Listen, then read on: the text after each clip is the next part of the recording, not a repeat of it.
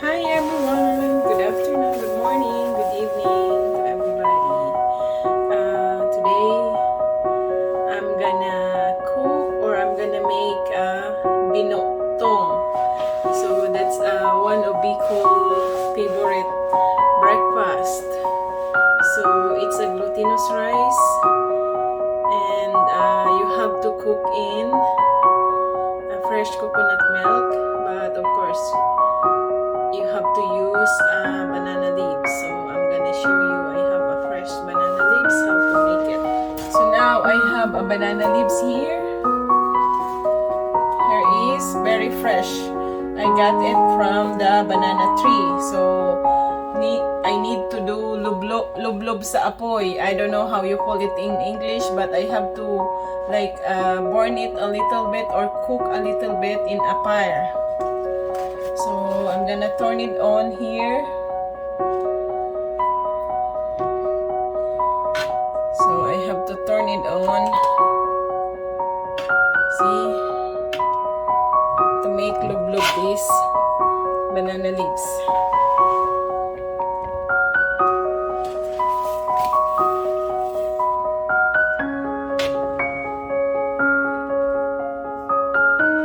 So I need to cook this. Because I cannot use this for Binu-tong if I don't make this lub-lub sa apoy or cook in the fire. Because when you do this, when you put the glutinous rice inside, it's gonna break down. So not to make breakdown, so you have to cook this first like this.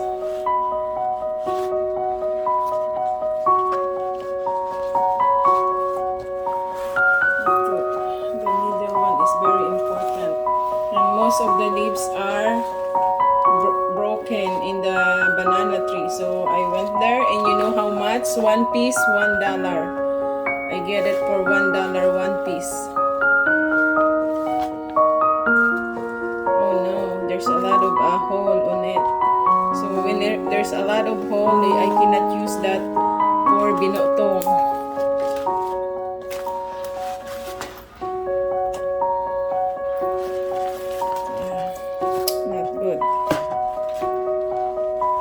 So some here I'm gonna use it for Suman.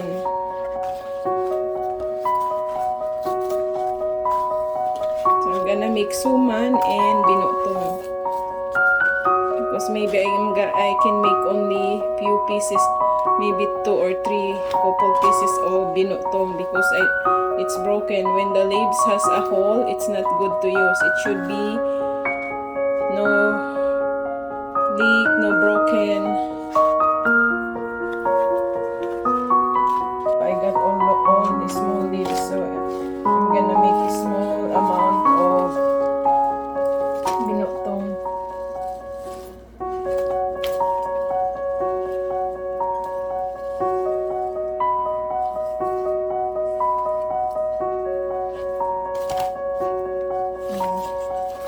That's why this part here in the middle, it should need to be cooked here in the fire.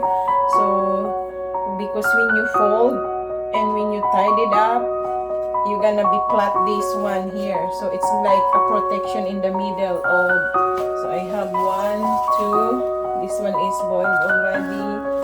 2. See, it's all small. 3, 4. I got 7 here, but the rest are so small. See, it's so small. So that's all my banana leaves here. So yeah. Of course, the main ingredients of my Binu-tong, this is the glutinous rice. So fresh coconut milk also. If it's more, so I'm gonna make a Suman. So here, 2 cups of malagkit. So I have to wash this first.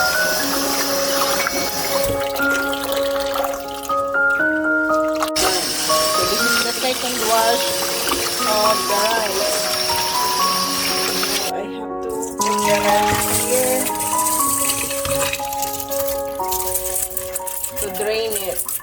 to drain the rice before you soak in the fresh coconut milk. So now, the glutinous rice is drained, so put back in your bowl.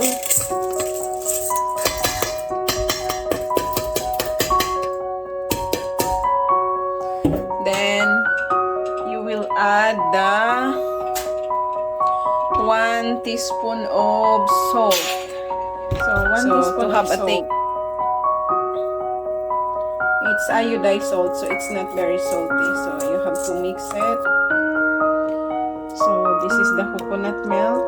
So, just add.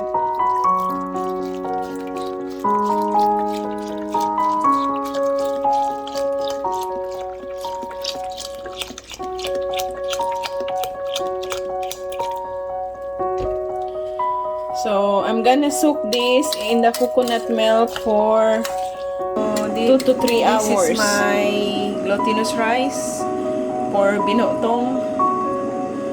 And this is the leaves. So, very important is the middle of the banana leaves. Because you're gonna put there the glutinous rice. So, I'm gonna start doing it now. Ganyan. So, you need to have coconut milk to cook your Binu-tong. So, this is how you gonna, and you have to add more coconut milk on it. So, that's how you gonna add more coconut milk. And then,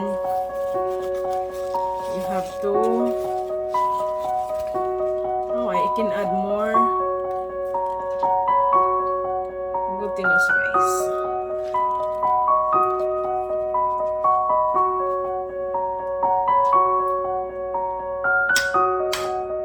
So, add more coconut milk.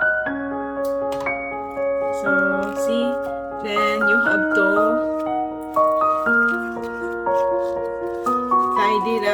tie it up like this.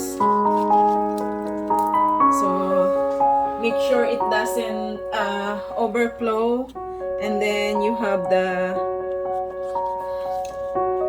thing to tidy up.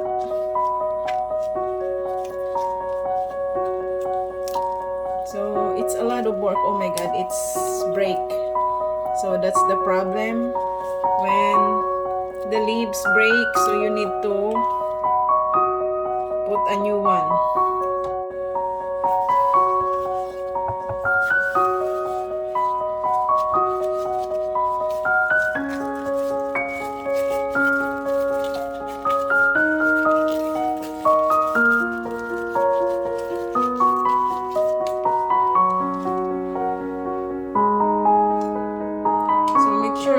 Make sure that the coconut milk doesn't spill, and make sure that it doesn't break when you tied up, because the first one, when I tied up, it's break, so I have to use another one.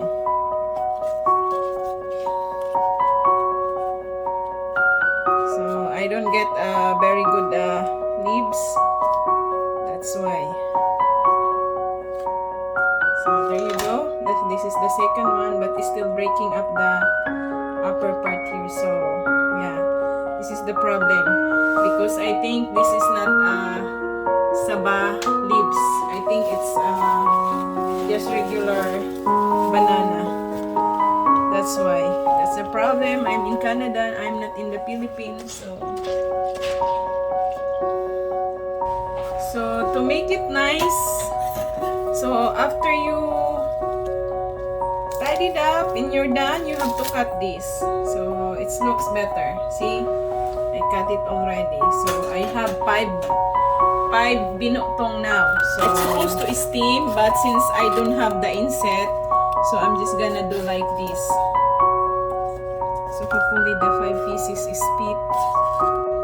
So usually for the regular cookware, we cook Binu-tong. When I was a kid, we cook Binu-tong in our province for 2 hours. Now, because I'm using the MP5 Salad Master, I'm gonna timer it for only 1 hour. Medium heat, 450 degrees Fahrenheit. So this is the 450. Then I'm gonna timer it for 1 hour. So after 1 hour, it's gonna be cooked, or maybe 45 minutes it will be cooked.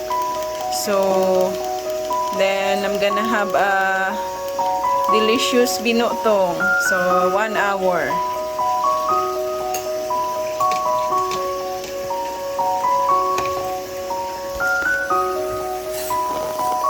So I'm gonna put the water now.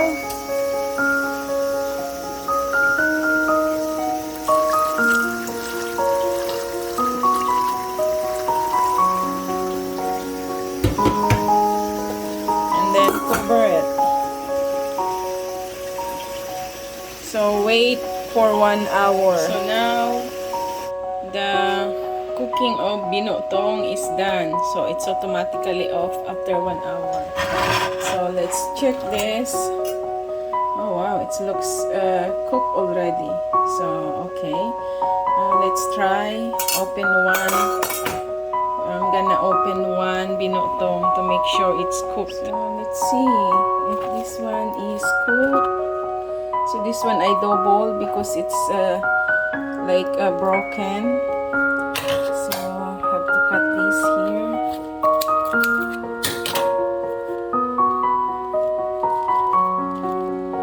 Wow, wow, I love it. See? Oh my god, this is perfect. This looks so yummy. Look at the coconut milk on top. So that's my favorite, the coconut milk on top. Wow. So this is the Binu-tong after 1 hour in Salad Master cookware, medium heat is done. Wow, this is so yummy. Let's try it. Look at that. It's really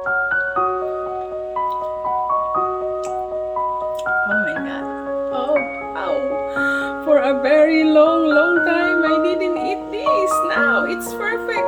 It's so good. Wow.